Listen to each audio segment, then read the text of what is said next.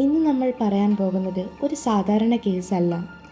Indonesian ചരിത്രത്തിലെ ഏറ്റവും ക്രൂരനായ ഒരു സീരിയൽ കില്ലറിൻ്റെ കഥയാണ്. നോർത്ത് സുമാത്രയിലെ മേധൻ നഗറിലെ ഒരു ട്രഡീഷണൽ ഹീലറായ അഹമ്മദ് സുരത്ജി അയാളുടെ സ്വപ്ന സാക്ഷാത്കാരത്തിനായി 42 സ്ത്രീകളെ കൊല്ലുന്നു. അയാളുടെ ക്രൂരതയുടെ കഥയാണ് ഇന്ന് നമ്മൾ പരിശോധിക്കാൻ പോകുന്നത്. വീഡിയോയിലേക്ക് കടക്കും മുൻപ് നമ്മുടെ ചാനൽ ഒരു പുതിയ ചാനലാണ്. വീഡിയോസ് ഇഷ്ടപ്പെടുകയാണെങ്കിൽ തീർച്ചയായും സബ്സ്ക്രൈബ് ചെയ്ത് സപ്പോർട്ട് ചെയ്യുക. തെറ്റുകുറ്റങ്ങൾ കമൻറ്റായി അറിയിച്ചാൽ തീർച്ചയായും ഞാനത് തിരുത്തുകയും ചെയ്യാം. നിങ്ങൾ തരുന്ന ഓരോ കമൻസും ലൈക്കും ഓരോ പുതിയ വീഡിയോസ് ചെയ്യാനുള്ള ഇൻസ്പിറേഷൻ ആകും എനിക്ക്. Welcome to crime folio. 1949 ജനുവരി 10 ഇന്തോനേഷ്യയിലെ സുമാത്ര വില്ലേജിലാണ് അഹമ്മദ് സുരത്ജി ജനിച്ചത്. കന്നുകാലി വളർത്തലായിരുന്നു അദ്ദേഹത്തിൻ്റെ തൊഴിൽ. അഹമ്മദിൻ്റെ അച്ഛൻ ആഭിചാരക്രിയകൾ ചെയ്തിരുന്ന ഒരു വ്യക്തിയായിരുന്നു. ഇന്തോനേഷ്യക്കാർ മന്ത്രവാദത്തിൽ വിശ്വാസമുള്ളവരായിരുന്നു. ഡുഗൂൻ അല്ലെങ്കിൽ ഷാമനാണ് ഇതിലെ പ്രധാന വ്യക്തി. ആത്മീയ ലോകത്തിനും മനുഷ്യർക്കുമിടയിലെ മധ്യസ്ഥരായിട്ടാണ് ഇവർ പ്രവർത്തിക്കുന്നത്.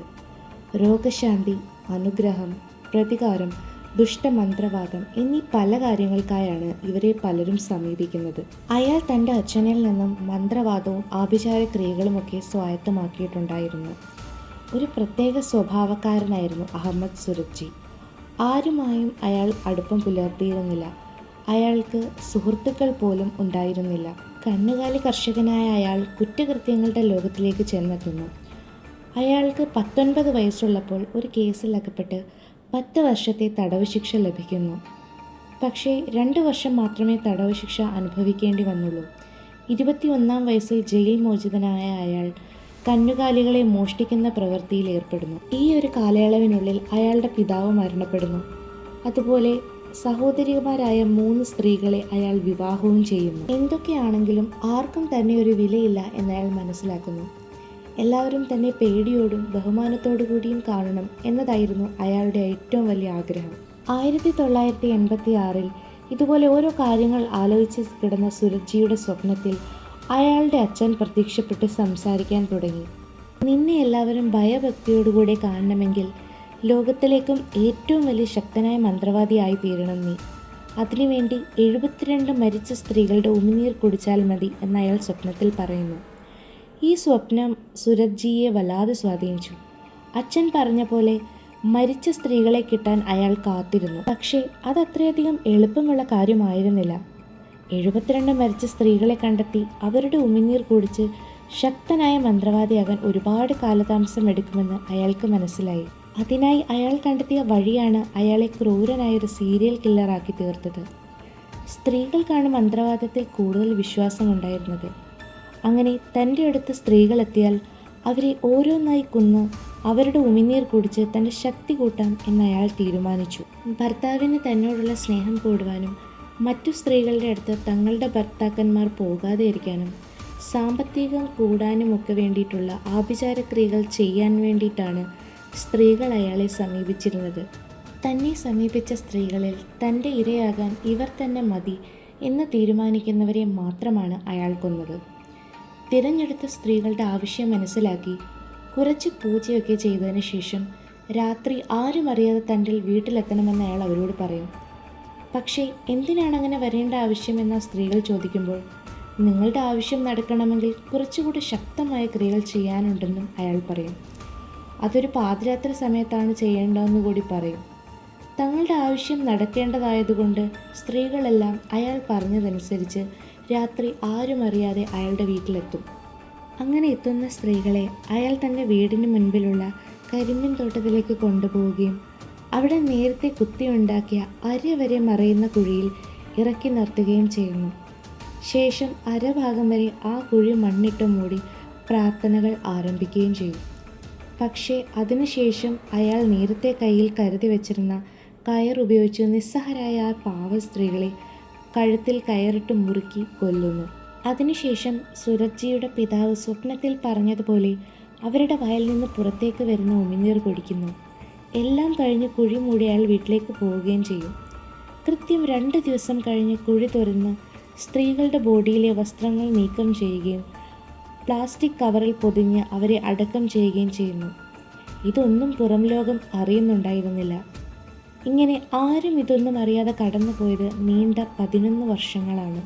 അങ്ങനെയിരിക്കെ കന്നുകാലികൾക്ക് പുല്ല് ശേഖരിക്കാനായി കരിമ്പിൻ തോട്ടത്തിനടുത്തുകൂടി പോയൊരു കർഷകൻ വളരെ വിചിത്രമായൊരു മൺകൂന കാണാനിടയായി. അയാളത് അപ്പോൾ തന്നെ ഗ്രാമത്തലവനെ അറിയിക്കുകയും ചെയ്യുന്നു.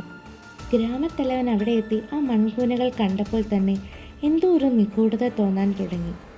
ആ കൂനയുടെ മുകളിൽ ഒരു കമ്പ് നാട്ടിയിരുന്നു. അതവർ വലിച്ചൂരിയപ്പോൾ സഹിക്കാൻ കഴിയാത്ത ദുർഗന്ധം അവിടെ വമിക്കാൻ തുടങ്ങി.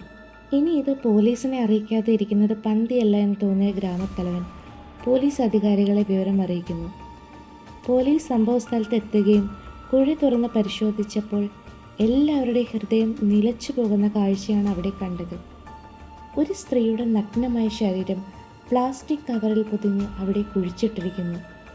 സ്ത്രീയുടെ ഐഡന്റിറ്റി വെളിപ്പെടുത്തുന്ന ഒരു തെളിവ് പോലും പോലീസിന് അവിടെ നിന്നും ലഭിച്ചില്ല. അതുകൊണ്ട് തന്നെ സമീപകാലത്ത് ലഭിച്ച മിസ്സിംഗ് കേസുകൾ പോലീസ് പരിശോധിക്കാൻ തുടങ്ങുന്നു.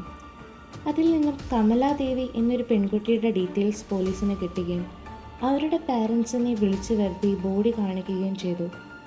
അത് തങ്ങളുടെ മകൾ കമലാദേവി തന്നെയാണെന്ന് അവരുടെ അമ്മ സ്ഥിരീകരിക്കുന്നു. ഇനി എങ്ങനെ അന്വേഷണം മുന്നോട്ട് കൊണ്ടുപോകണം എന്ന് പോലീസ് ചിന്തിച്ചുകൊണ്ടിരുന്നപ്പോഴാണ് ആൻഡ്രിയാസ് എന്നൊരു റിക്ഷ ഡ്രൈവർ നിർണായകമായൊരു തെളിവ് പോലീസിന് കൈമാറുന്നത്. 1997 ഏപ്രിൽ 24 കമലാദേവി രാത്രി സമയത്ത് തൻ്റെ റിക്ഷയിൽ കയറിയെന്നും അവരെ താൻ മന്ത്രവാദി അഹമ്മദ് സുരത്ജിയുടെ വീടിനടുത്തുള്ള കരിമ്പിൻ തോട്ടത്തിനടുത്ത് ഇറക്കിയിരുന്നു എന്നും അയാൾ പോലീസിനോട് പറയുന്നു. ഇതുവരെ പല സ്ത്രീകളെ കാണാതായി അന്വേഷണം നടന്നപ്പോൾ പോലും മന്ത്രവാദിയെ അവർ സംശയിച്ചിരുന്നില്ല. പോലീസ് സുരത്ജിയെ അറസ്റ്റ് ചെയ്യുന്നു. ആദ്യം അയാൾ കുറ്റം വിസമ്മതിച്ചെങ്കിലും നിരന്തരമായി ചോദ്യം ചെയ്തപ്പോൾ കമലാദേവിയെ താനാണ് കൊന്നതെന്ന് അയാൾ സമ്മതിക്കുന്നു. തന്നെ വിവാഹം ചെയ്യാൻ പോകുന്നയാൾ വേറെ സ്ത്രീയുടെ അടുത്ത് ആകൃഷ്ടനാകാതെ തന്നെ സ്നേഹിക്കണം എന്ന ആവശ്യവുമായാണ് കമലാദേവി അയാളുടെ അടുത്ത് വന്നതെന്ന് പോലീസിനോട് പറയുന്നു.